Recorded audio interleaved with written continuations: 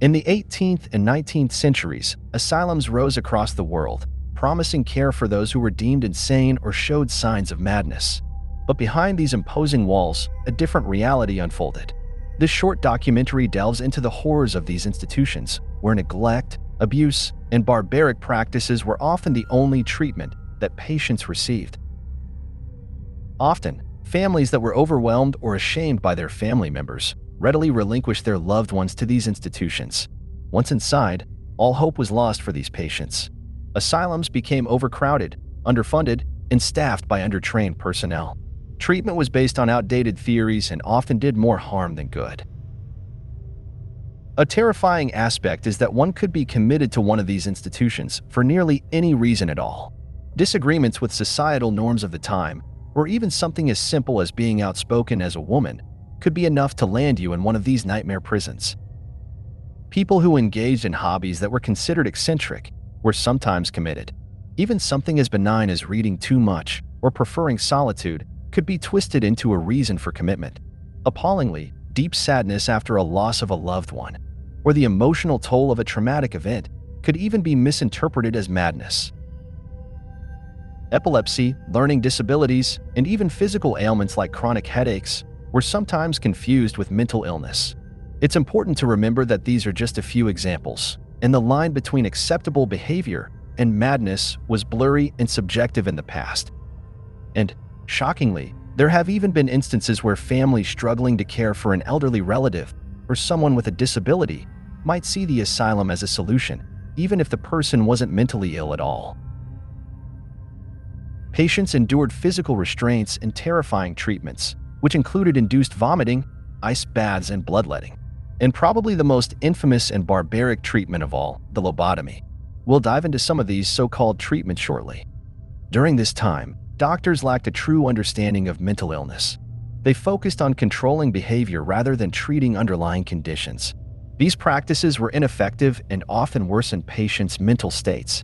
The horrors of asylums stemmed from a lack of scientific knowledge and empathy. Ice baths in asylums were used for several reasons, none of them very effective, and all of which are based on a misunderstanding of mental illness. The outdated, humoral theory held that imbalances in bodily fluids caused mental illness. Cold water was thought to shock the body back into balance.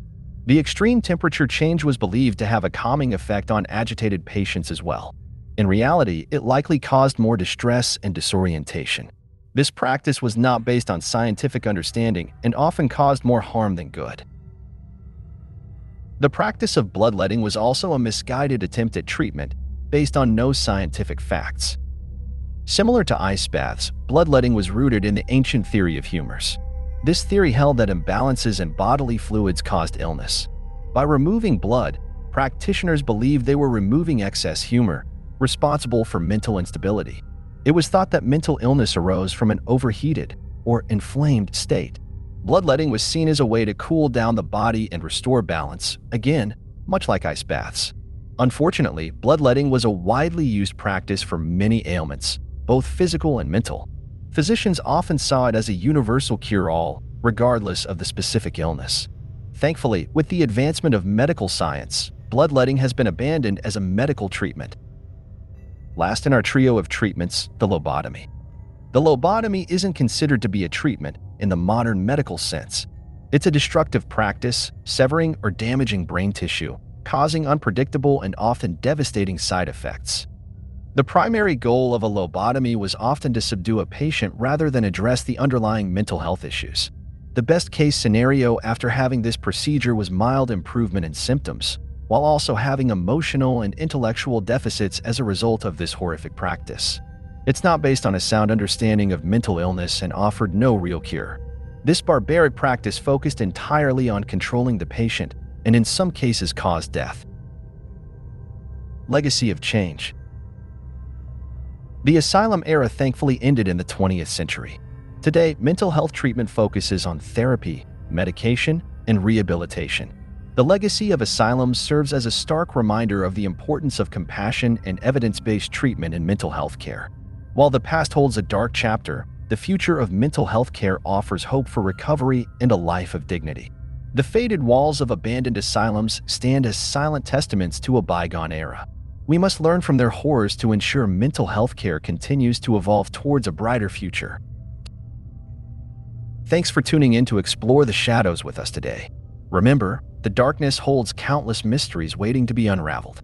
Stay curious and join us next time as we delve deeper into the enigmatic realms that lie beyond. Until then, embrace the unknown and keep your torches lit for our next journey into the depths of the mysterious. Stay eerie, my friends.